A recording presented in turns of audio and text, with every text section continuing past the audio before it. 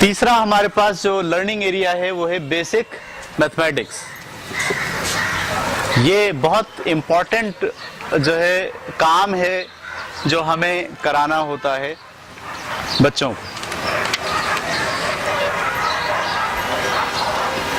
जब आप बच्चों को मैथ पढ़ाते हैं ना, तो एक तो हम ये पढ़ाते हैं 1 2 3 4। इसके अलावा बच्चों को बुनियादी तौर पर कंपैरिजन करना सही है। जैसे छोटी क्लास में होता है ना, 2 तस्वीरें, इसमें से बड़ी कौन सी है, इसमें से छोटी कौन सी है, तो इसको हम कहते हैं कंपैरिजन। कंपैरिजन में तजादात का कंपैरिजन, ब्लैक तो उसके साथ वाइट, ये इसको बोलते हैं तजादात। ऊंचा उसके मुकाबले में छोटा, ठीक है, हल्का उसके मुकाबले में भारी। तो इस कॉम्पिटेंसीज को अगर आप देखें तो पहले children will demonstrate an understanding of the different attribute of object such as colour, size, weight, texture and match, sequence and classify object based on 1-2 attributes। यानी आपने किसी भी चीज के एट्रीब्यूट्स पढ़ाने, उसकी खासियतें, उसकी प्रॉपर्टीज। कोई चीज ली, इसका कलर कैसा है, इसका शेप क्या है, पहले शेप पढ़ाने पड़ेंगे आपको। कुछ चीजें जो है वो सर्किल की तरह होती हैं, कुछ चीजें जो है वो ओवल की तरह होती हैं, कुछ चीजें जो है वो रेक्टेंगुलर की तरह होती हैं, कुछ क्यूब होती हैं, ये पहले समझाने पड़ेंगे, ठीक है। फिर एक चीज के बहुत सारे एट्रीब्यूट्स आप बताएं, ये भारी है या हल्की है, ये छोटी है या बड़ी है, इसका कलर कैसा है, इसका जायका कैसा है, ये सॉफ्ट है या हार्ड है, सही है। तो बुनियादी तौर पर मैथमेटिक्स का मतलब सिर्फ ये नहीं है कि 1 2 3 शुरू करा दी। आपने देखा है वो डिफरेंसेस कराने, छोटी क्लासेस में हम जब रिसाला आता था तो 2 तस्वीरें एक साथ होती थी, एक जैसी लगती थी, लेकिन उसमें फर्क होता था। बोले फर्क तलाश कीजिए। तो आपकी क्लासरूम में, मैथमेटिक्स की क्लास में ये भी होना चाहिए। फर्क बताइए दोनों में क्या फर्क, बच्चे डिफाइन करें, इसमें ये फर्क है, कलर का फर्क है, इसमें शेप का फर्क है, उनकी निगाह बहुत तेज है, वो सोच रहे हैं, वो फोकस कर पा रहे हैं। ये सब हिस्सा है किसका, बेसिक मैथमेटिक्स का। रीजनिंग, ठीक है, फोकस, ज्यादा देर तक एक चीज को सोच पाना, इमेजिनेशन, दोनों किस्म के, रियल भी और वर्चुअल भी। रियल इमेज बनाना बहुत आसान होता है, वर्चुअल इमेज बनाना थोड़ा मुश्किल होता है। वो ऐसे घोड़े को सोचें जिसके पर भी हैं और वो भाग रहा है, भागते भागते वो उड़ गया है। इस तरह की बातें भी आपको सिखानी पड़ती हैं, किसके अंदर, वर्चुअल इमेज बनाना पड़ता है। इसलिए मैंने कहा कि मैथमेटिक्स पूरा का पूरा बुनियादी तौर पर आपके वर्चुअल इमेज पर है। हाँ, हम इसको कहते हैं ये लॉजिक है। तो लॉजिक का इमेज नहीं होता, ये मंतक होती है, ये सिर्फ आपको सोचना होता है, ठीक है। तो इसके लिए आप बचपन से उसको तैयार करेंगे तो होगा। दूसरा, children will develop a basic understanding of quantity 0 से लेके 9 तक, और ऑपरेटर उसको सिखाने। अब ये मैथ आ गया, ठीक है, 0 से लेके 9 तक के नंबर्स, फिर इन्हीं से आपको पता 11 बनता है, 10 बनता है, 12 बनता है। खुदा के लिए ये जरूर बच्चों को सिखाइए। ये हमारा बड़ा मसला है, जब हम बड़ी क्लास में आके मैथ पढ़ाते हैं तो बच्चों को ये समझाना मुश्किल हो जाता है कि गिनती सिर्फ 0 से 9 तक है। ये बात उनको आती नहीं समझना, तो कहते हैं नहीं 1000 तक है, लाख तक है, करोड़ तक है। हम उनसे कहते हैं तादाद जो है वो ज्यादा हो सकती है, लेकिन लिखने का जो तरीका है उसके लिए जो बेसिक नंबर्स हैं वो 0 से लेके कहां तक है। उसके बाद जो 10 आपको लिखना होता है वो 1 और 0 यूज करते हैं, 11 लिखना होता है तो 1 1 यूज करते हैं, 12 लिखना होता है 1 के साथ 2 यूज करते हैं। ये जरूर बताएं बच्चों को कि बुनियादी जो आपके पास नंबर्स हैं वो 0 से लेके कहां तक है, 9 तक है, और इन्हीं से आप सारी तादाद डिफाइन करते हैं। 500 आप चीजें बतानी हो तो आप इन्हीं नंबर्स में से 5 और 0 0 ले लेते हैं। तो और फिर ये तस्वुर दें बाज़ाब्ता कि 9 के बाद जब आप 10 लिख रहे होते हैं तो नया नहीं होता, वो 1 के साथ 0 आता है। अच्छा, 1 के साथ अब 1, 1 के साथ 2, 1 के साथ 3, 1 के साथ, इस तरह गिनती सिखाना ज्यादा आसान है। 1 के साथ हो गए, अब 2 के साथ, 2 के साथ हो गए, अब 3 के साथ। जब 9 के साथ सारे हो जाएं तो फिर जो 9 के बाद 10 आया था, 10 के साथ 0, 10 के साथ 1, 10 के साथ 2, तो ये 101, 102, 103 बनता चला जा रहा है। इसके अलावा एक बात जो यहाँ आपको करानी होती है बेसिक मैथमेटिक्स पढ़ाते वक्त, जिसका लिहाज आपको रखना होता है, वो ये कि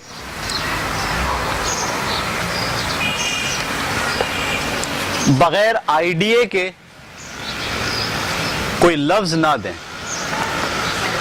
बच्चों को अगर आप किसी तरीके से ये सिखा डालें ना कि हर लफ्ज के पीछे आइडिया होता है।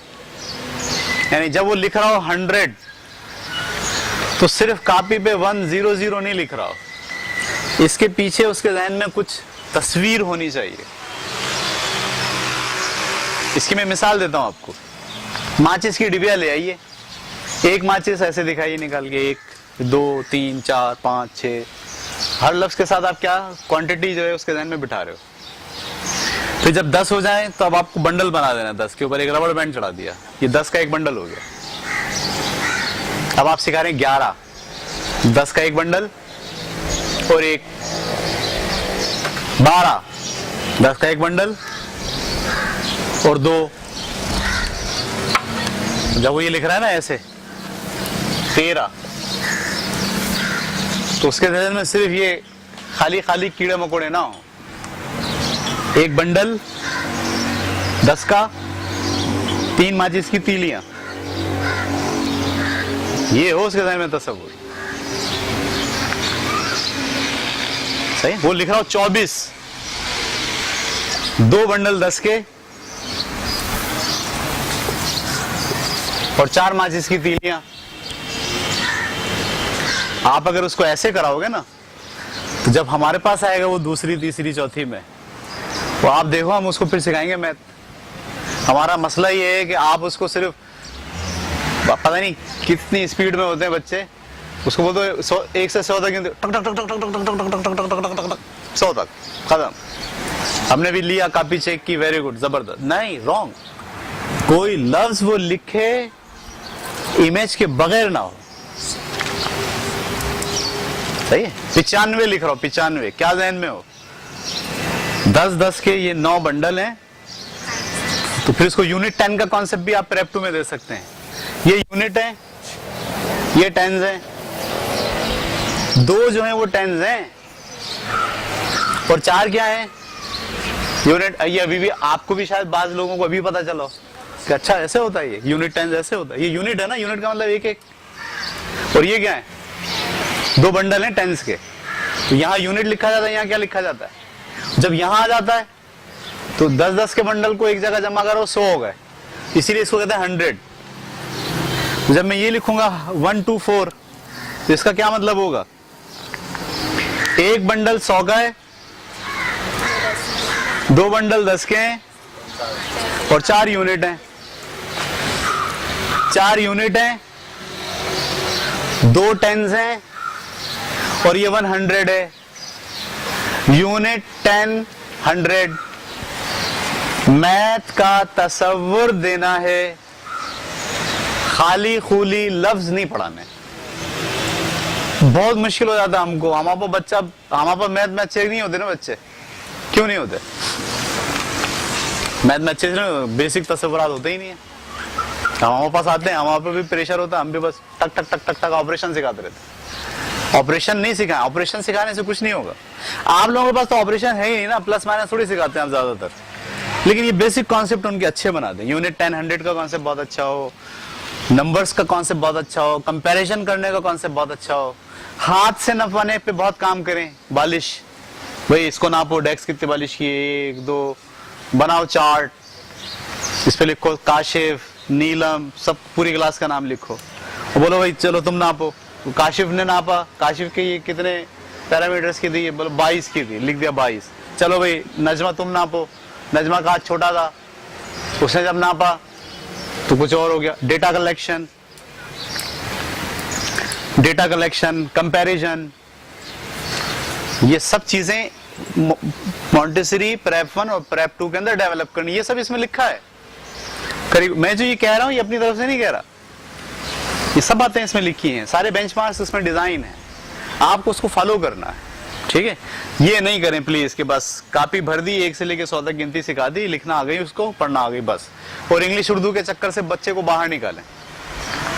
24 बोल रहा है और 24 नहीं बोल रहा, 24 बोल रहा है और 24 बोल रहा है, इससे बाहर निकालें।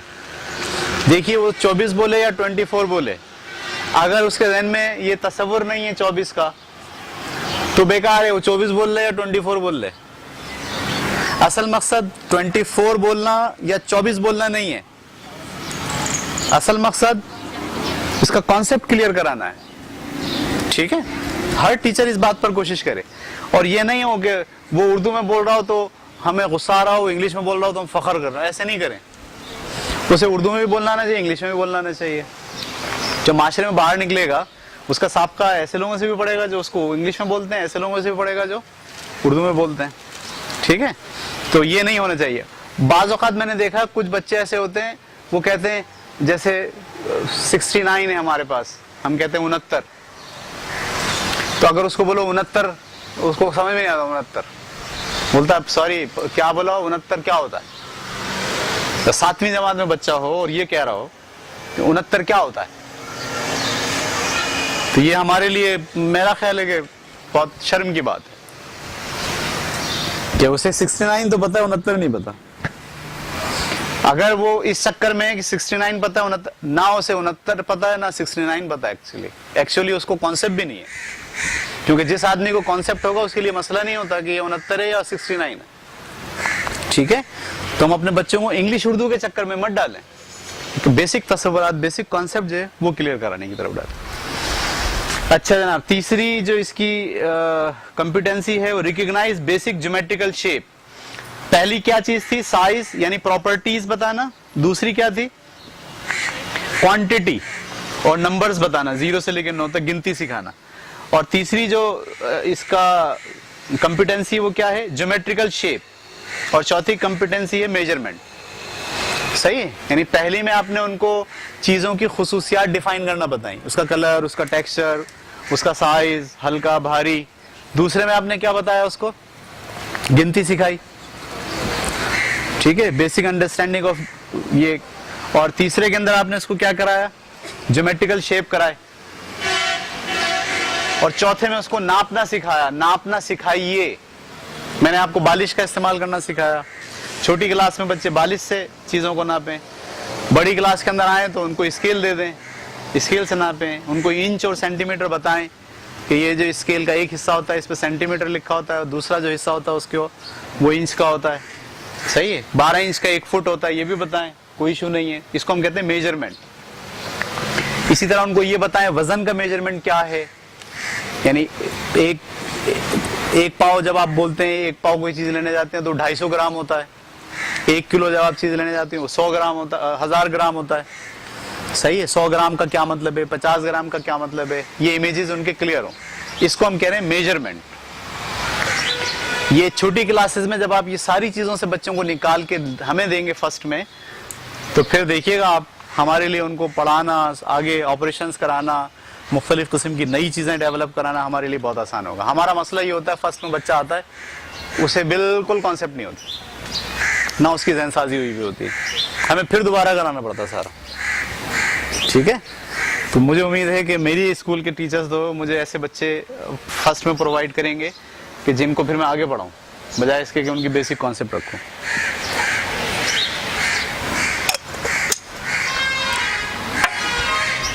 हम कहां पहुंच गए, तीसरी लर्निंग एरिया के ऊपर, जिसको हम कहते हैं बेसिक मैथमेटिक्स। क्या पढ़ रहे हैं हम, याद है क्या पढ़ रहे हैं हम ईसीई का करिकुलम पढ़ रहे हैं, ठीक है। ईसीई का करिकुलम कितने लर्निंग स्टेजेस पर मुश्तमिल है, या कितने लर्निंग एरियाज पर मुश्तमिल है, 6। कौन कौन से, personal development, language and literacy, basic mathematics, ये हमने पढ़ लिया है। द वर्ल्ड अराउंड अस हम पढ़ेंगे, हेल्थ केयर हम पढ़ेंगे, और क्रिएटिव आर्ट्स हम पढ़ेंगे। पर्सनल डेवलपमेंट को पढ़ाने के लिए 6 कॉम्पिटेंसीज। इसी तरीके से लैंग्वेज एंड लिटरेसी को पढ़ाने के लिए लगभग 7 कॉम्पिटेंसीज, और बेसिक मैथमेटिक्स को पढ़ाने के लिए 4 कॉम्पिटेंसीज, ठीक है। अब हम जा रहे हैं आगे की तरफ, द वर्ल्ड अराउंड अस, ठीक है। इसी तौर पर अब आप इसको सोसाइटी के साथ अटैच कर रहे हैं, यानी बच्चे को अब आपने क्या करा है, बाहर निकाल के अपने माशरे के साथ क्या करने जा रहे हैं, अटैच करने जा रहे हैं, ठीक है। तो इसमें आपकी साइंस भी आ गई, हमारे इर्द गिर्द जानदार हैं, पौधे हैं, बेजान चीजें हैं, ठीक है। इसके अंदर बुनियादी तौर पर आपके पास सोशल स्टडीज भी आ गई।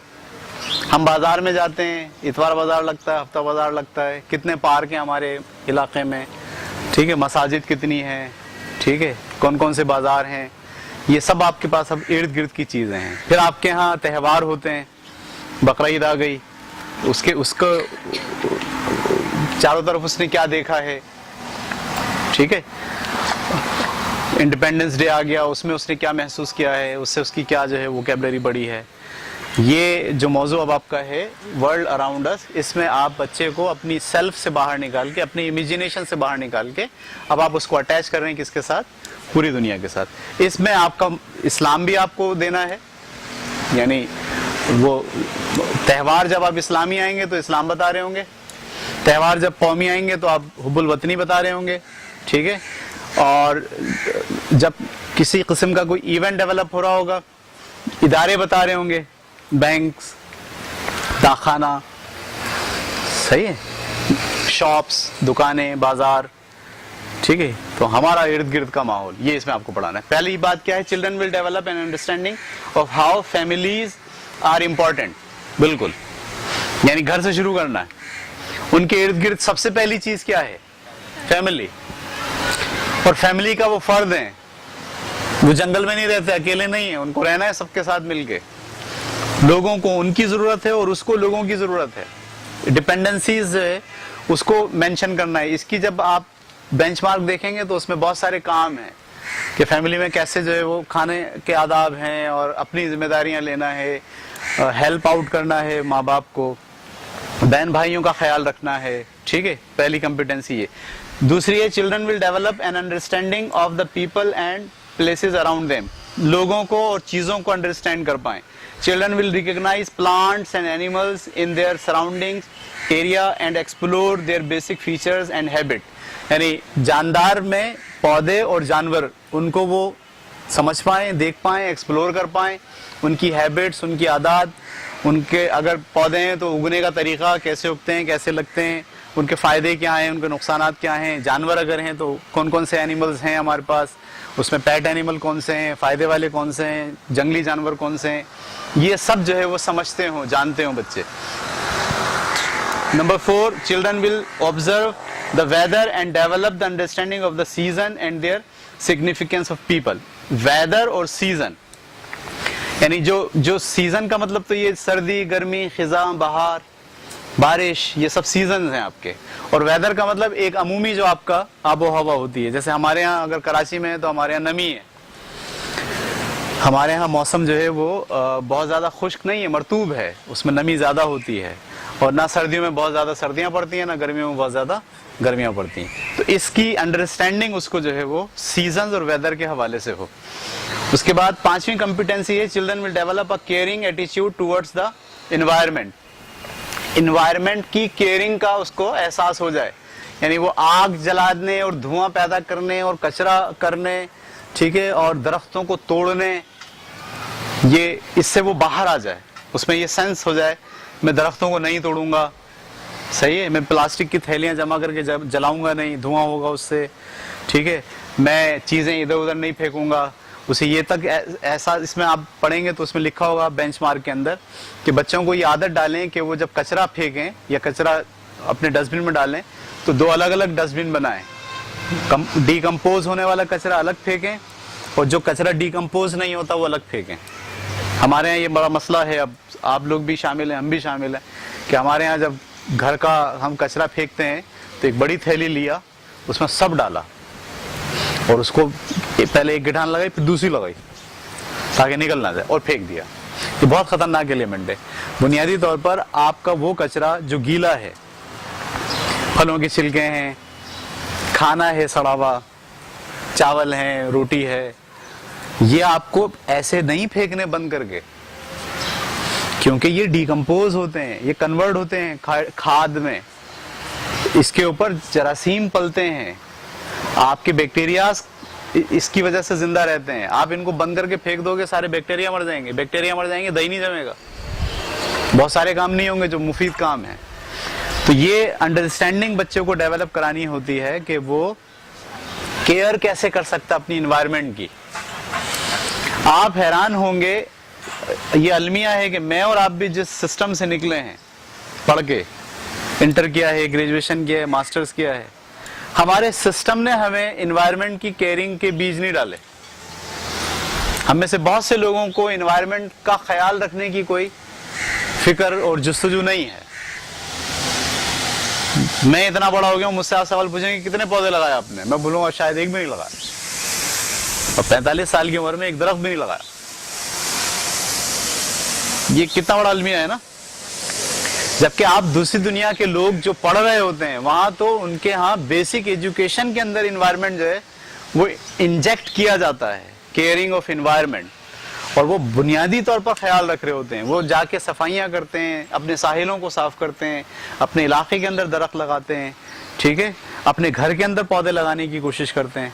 हमारे पास एजुकेशन सिस्टम में ये मामला है ही नहीं। तो अगर आप द वर्ल्ड अराउंड अस के अंदर ये इन्वायरमेंट का ख्याल रखने का एलिमेंट इस 8 साल की उम्र से पहले पहले बच्चे के अंदर इंजेक्ट कर देंगे, तो फिर क्या होगा, ये रहते उम्र तक उसके अंदर ये आइडियाज और ये ख्यालात मौजूद रहेंगे।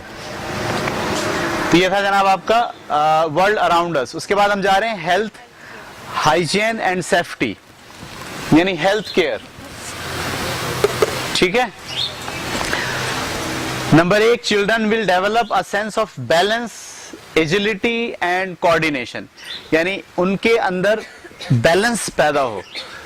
खेल रहे हैं तो ऐसा नहीं कि खेले ही चले जा रहे हैं, आराम कर रहे हैं तो ऐसा नहीं कि सोए जा रहे हैं, दोनों में क्या क्रिएट होना चाहिए, बैलेंस। खा रहे हैं तो ऐसा नहीं कि खाए चले जा रहे हैं, और नहीं खा रहे हैं तो ऐसा है कि भूख हड़ताल की हुई है। ये जो इम्बैलेंस हेल्थ के हवाले से इम्बैलेंस एटीट्यूड है ना, ये हमें खत्म कराने के लिए अपना रोल प्ले करना होगा छोटी क्लासेस के अंदर, ठीक है। Children will have increased hand eye coordination and the ability to handle tools and material effectively. यहाँ पर देखिए ये जो साइकोमोटर स्किल है, साइकोमोटर स्किल क्या होती है पता है ना आपको, यानी आपका जहन जो सोच रहा है उसी के लिहाज से हाथ काम कर रहे हैं। मेरे जहन में जिम है तो मेरा हाथ जिम बना भी डाले, ठीक है। मेरे कीजिए लिखना, मुझे कीजिए तो मेरा हाथ कीजिए लिख भी डाले। इसको कहते हैं साइकोमोटर स्किल। ये साइकोमोटर स्किल हेल्थ केयर, जब आप बचपन ही के अंदर ये ख्याल रखेंगे कि कुछ मसल्स बड़े हैं, कुछ मसल्स छोटे हैं, ठीक है। इसमें पूरी तफसील लिखी है, छोटे मसल्स कौन से हैं, बड़े मसल्स कौन से हैं, और आपको ऐसी एक्टिविटीज बताई गई हैं कि जिससे बड़े मसल्स भी अपना काम अंजाम देना सीख लेते हैं और छोटे मसल्स भी अपना काम अंजाम देना सीख लेते हैं। बॉल फेंकना है, ये बड़ा मसल का काम है, लेकिन आपको स्क्रू टाइट करना है, ये बड़े मसल्स का काम नहीं, छोटे मसल्स का काम है। तो इसमें मुख्तलिफ किस्म की एक्टिविटीज दी गई हैं जिससे ये दोनों माइंड और बॉडी का रिलेशनशिप बेहतरीन तरीके से डेवलप करने में यही 2-3 साल होते हैं। ये 8वीं 9वीं में नहीं होता, ज़हन में रखें आप, ये छोटी क्लासेस में ही होता है, ठीक है। उसके बाद नेक्स्ट है children will develop an understanding of the importance of safe hygienic practice, सफाई सुथराई, ठीक है, खाने की सफाई सुथराई, इसका बच्चे ख्याल रखें, इसका बच्चे लिहाज करें, ठीक है। ये हमें इनको सिखाना है। यहां तक हम आ गए हेल्थ केयर। उसके बाद हम पढ़ने जा रहे हैं क्रिएटिव आर्ट्स। ऑफ करें इसको, मैं 5 मिनट का